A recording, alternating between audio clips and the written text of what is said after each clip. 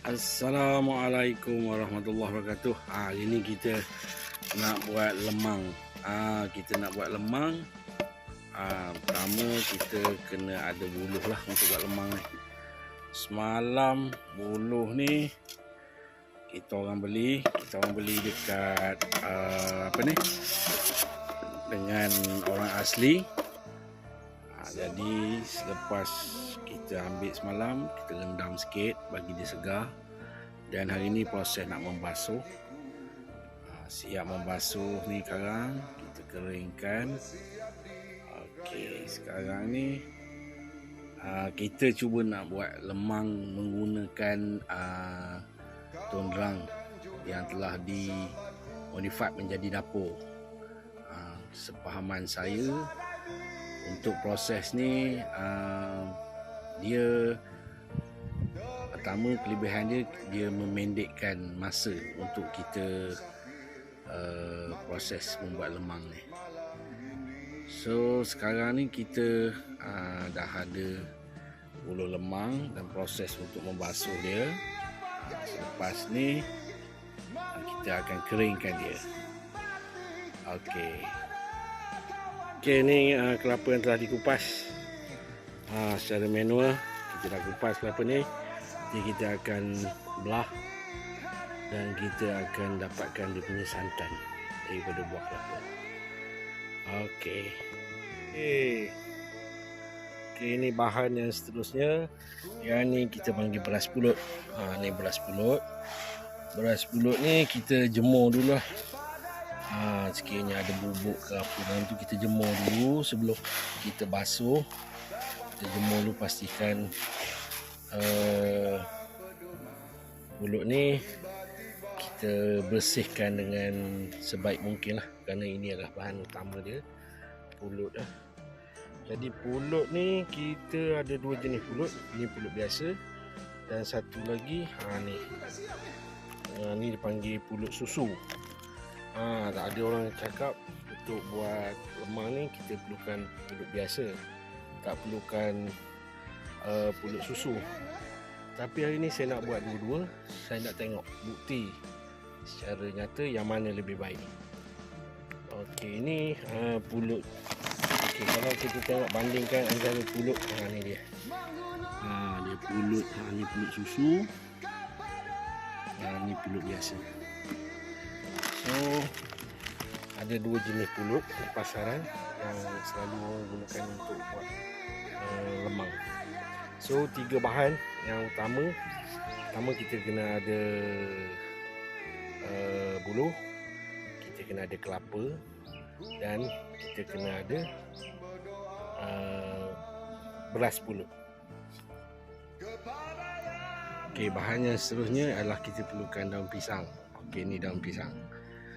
Okey, kalau mengikut daripada apa yang diberitahu, daun pisang yang terbaik adalah pucuk dia.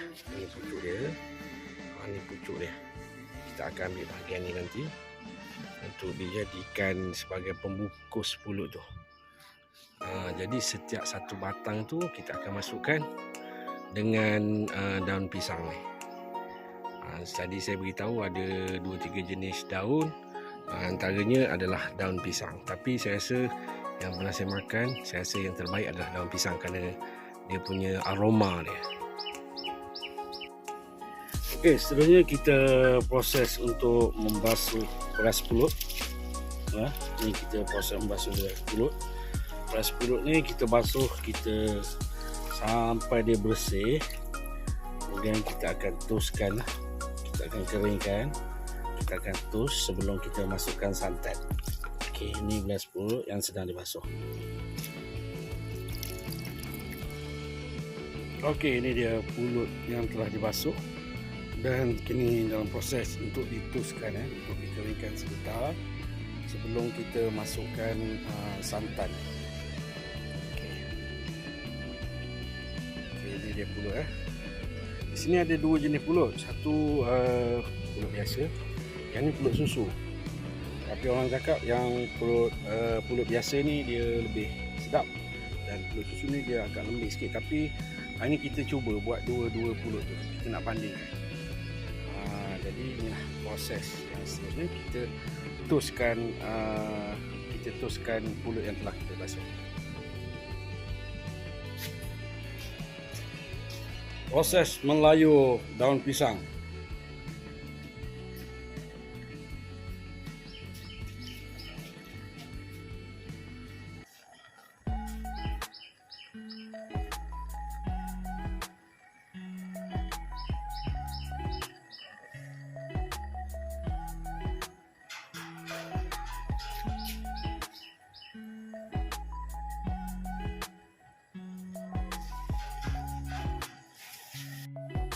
Sekarang ni kita proses untuk memasukkan daun pisang dalam batang lemang. Okey, cara kita nak buat dia, kita tengok tu cara dia. Kita gulung dulu, ambil ukuran daun pisang, dan bila kita dah ukur, kita potong.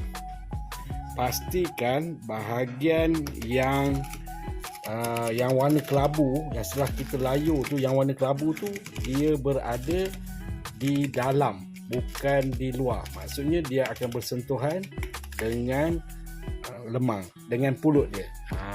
Dan bahagian yang berkilat tu dia akan bersentuhan dengan dinding buluh. Okey, ini dia.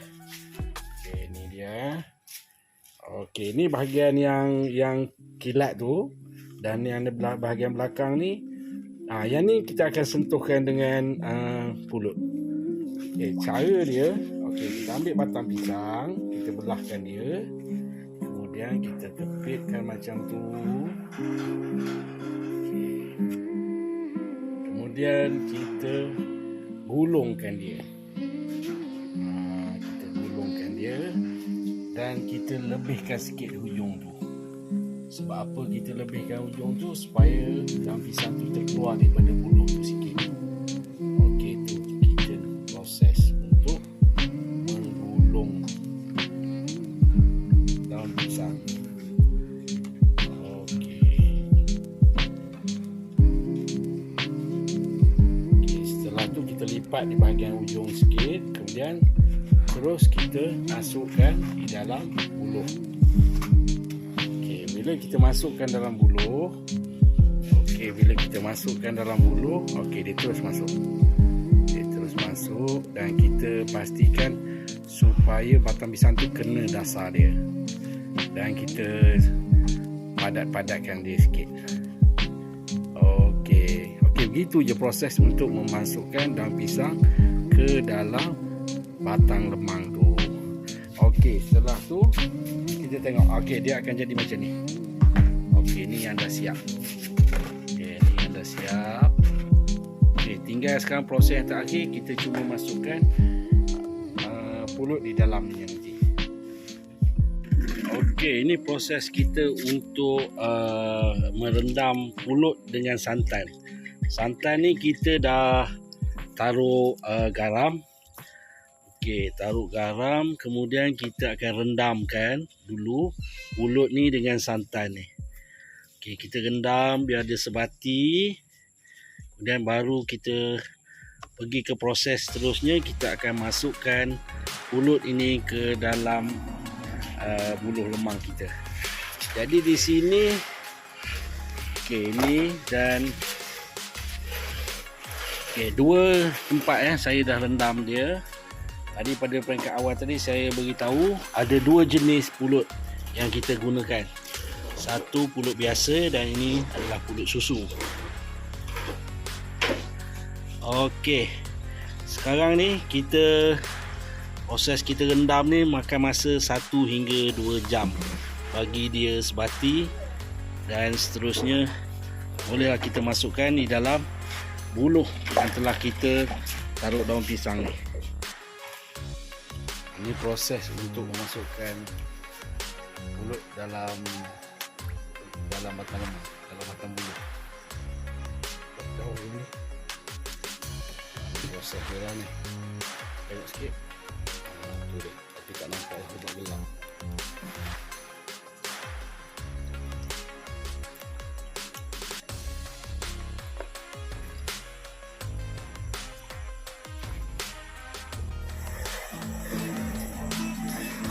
proses memasukkan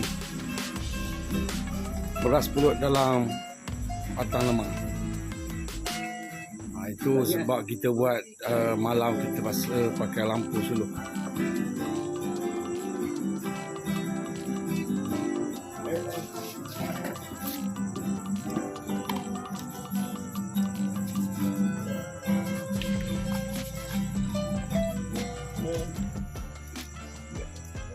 Okey, ni proses kita dalam masa dalam 1 jam kita bakar dengan dapur drum ni yang kita ubah suar. Jadi sekarang ni kita tengok santan dan pulut dia dah mula naik ke atas. Sekarang kita akan mulakan proses untuk menghentak dia selama lebih kurang dalam 3 kali ataupun 4 kali hentak. So yang ni mungkin makan masa lagi dalam setengah jam ataupun 1 jam. Lemang kita dah ready untuk dimakan.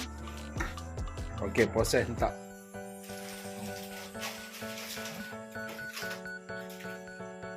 Proses hentak. Kita tengok sikit macam mana nak hentak ni. Kita nampak nampak.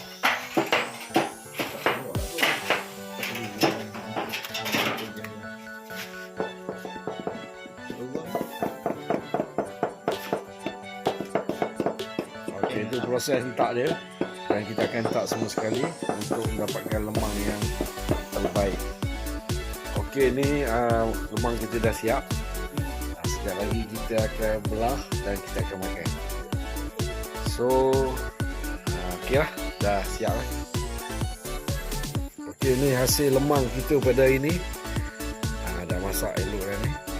Okay, sekarang ni tiba masa untuk kita makan. Ini lemang dah bakar dengan elok. Tengok hasilnya. Jadi makan masa dalam 2 jam setengah lah untuk memasaknya. Ini rendang, ini lemang. Dan selamat Hari Raya.